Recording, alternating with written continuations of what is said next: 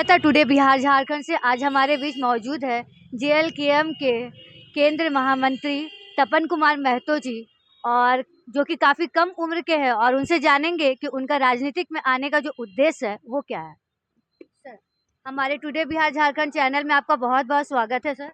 बहुत बहुत धन्यवाद। आपके चैनल के सभी दर्शकों को भी हम बधाई देते हैं और धन्यवाद कहते हैं कि हमारे इस न्यूज़ चैनल को सब्सक्राइब करें और सभी दर्शकों को जोहार। और मेरा मेनली जो मेन मकसद है या जो बोले मेरा मोटिव है, हम टाइगर दा को प्रेरित होकर आए हैं। हम टाइगर दा को टाइगर दा को एक मार्गदर्शक के रूप में आए हैं। आप शायद सुने होंगे कि 2022 और 23 में कुछ झारखंडी भाई हमारे सऊदी अरब में फंसे हुए थे। चूँकि मैं दुबई में मैं दुबई में ही रहता था, तो टाइगर दा के कार्यक्रम से मैं प्रभावित होकर उन सब आदमी को लाया। तो मुझे लगा, मैं जब वहाँ सऊदी अरब गया, दुबई से सऊदी अरब करीब 2200 किलोमीटर बाई रोड गया था, उस समय मुझे लगा कि मुझे झारखंडी हित के लिए और झारखंडियों के लिए कुछ काम करनी चाहिए, और क्योंकि शोषित पीड़ित और जितने भी वंचित हैं उनके लिए खड़ा होना चाहिए, तो मैं उसी के लिए फिर आया हूँ। और मेन मकसद मेरा यही है कि जो भी शोषित पीड़ित हैं, कोई भी पीड़िता है, हम उसके साथ खड़े रहें। बाकी जन सेवा ही करना है और कुछ नहीं करना है मुझे, क्योंकि टाइगर दा को देख के ही आए। क्योंकि अभी झारखंड में एक नया राजनीति उफान आया है, और अभी सारे विधायकों में एक विधायक दिखते हैं हमारे टाइगर जयराम महतो, जो कि टाइमलाइट में भी रहते हैं और हर मुद्दों के साथ रहते हैं। जो कहते हैं वो करते हैं, चाहे वो 75% अपनी सैलरी का दान करना होगा या फिर कुछ भी मुद्दा है वो करते हैं। और हर जगह रात को 12 बजे, 2 बजे, 3 बजे कहीं भी कुछ होता है तो हमारे टाइगर दा खड़े होते हैं। ये जो उनको देख के प्रेरित होकर हम दुबई से यदि आए हैं तो हम टाइगर दा को प्रेरित होकर ही आए हैं। बाकी और कोई जन सेवा करना है बस, और टाइगर दा का साथ देना है। एक लक्ष्य है कि उनको मुख्यमंत्री बनाना है, तो हमारा भी लक्ष्य वही है कि उनको मुख्यमंत्री बनाना है। सर, तो 2029 का चुनाव के लिए आप किस स्तर पर तैयारी कर रहे हैं? नहीं, हमारा सारा कार्यक्रम चल रहा है।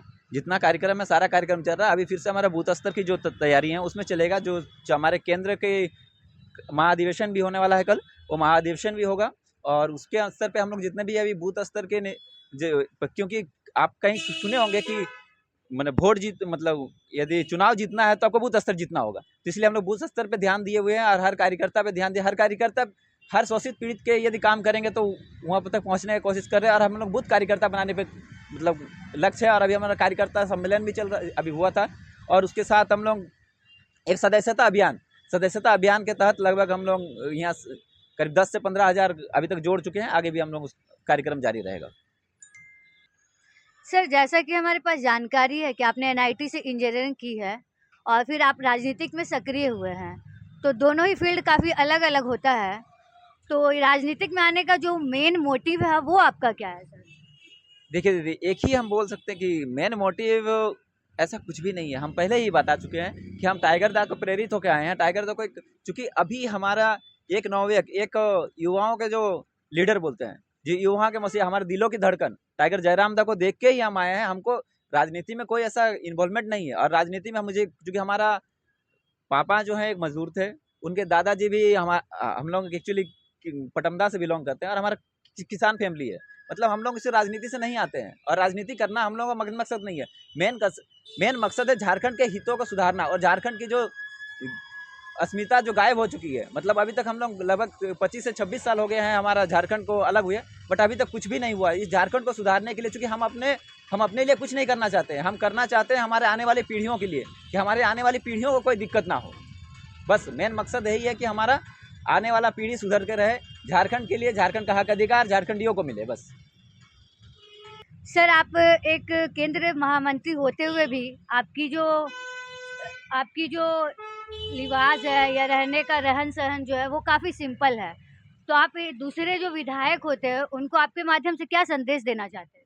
देखिए, हम दूसरे विधायक को तो उस लायक नहीं है कि उनको संदेश दिया जा सके, पर इतना ही कहेंगे कि देखिए, सूट बूट का राजनीति करना बंद करें। क्योंकि सूट वूट का राजनीति करते हैं, अभी जितने भी हमारे राजनीतिक दल हैं सब इलेक्शन से 6 महीने पहले आते हैं, और सब घर घर में जाते हैं। उसके बाद 4.5 साल वो लोग अपने घर में रहते हैं। और हम लोग चूँकि टाइगर दा को भी देख लीजिए, चाहे पिछले 3.5 साल से जो काम कर रहे हैं, हम भी पिछले 2-2.5 साल से काम कर रहे हैं। किसी भी जनहित के मुद्दे पे हम लोग खड़े होते हैं। और ये सूट बूट कपड़ा लत्ता कुछ नहीं होता है, वो आदमी का बिहेवियर होता है। क्योंकि हमको जनता के लिए काम करना है, हमको झारखंड के लिए काम करना है। हमारा मेन मकसद झारखंड है।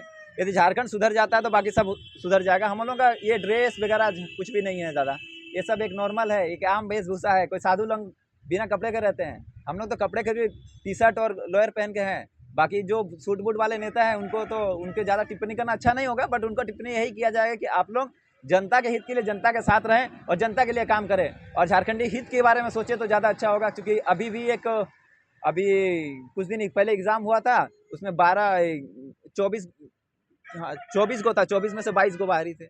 मतलब बाहरी का इन द सेंस हम ये नहीं बोल रहे हैं कि कोई यहाँ से यूपी बिहार झारखंड, इसका मैं यूपी बिहार बंगाल को मैं बाहरी नहीं कर रहा हूँ। मेरा बाहर कहने का मतलब ये है कि यदि आपका झारखंड में आधार कार्ड है और बिहार में भी आधार कार्ड है तो मैं उसका विरोध करता हूँ। यदि आप झारखंड में आए हैं, झारखंड में रहते हैं और झारखंड के साथ है तो मैं उस झारखंडी के साथ हूँ, आप झारखंडी हैं। यदि आपका बिहार में कुछ नहीं है तो झारखंडी है। सबसे पहले तपन महतो आपके साथ खड़ा रहेगा, वो आप बाहरी नहीं है। बाहरी हम उसे कहते हैं जिसका यहाँ भी है हुआ भी है, डोमिसाइल यहाँ भी है हुआ भी है। ये एक एग्जाम यहाँ देता है, एक एग्जाम हुआ देता है, हुआ पास करने के बाद वो चले जाते हैं हमारे।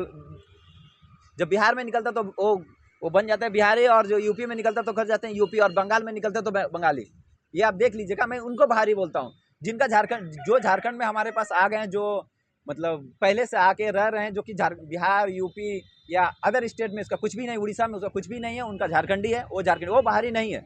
बाहरी वो है जो दोनों का राजनीति कर रहा है, चाहे इधर हो या उधर हो। मुखिया के चुनाव यहाँ भी लड़ेगा, जब वक्त आए तो मुखिया के चुनाव वहाँ भी लड़ेगा। ये नहीं होता।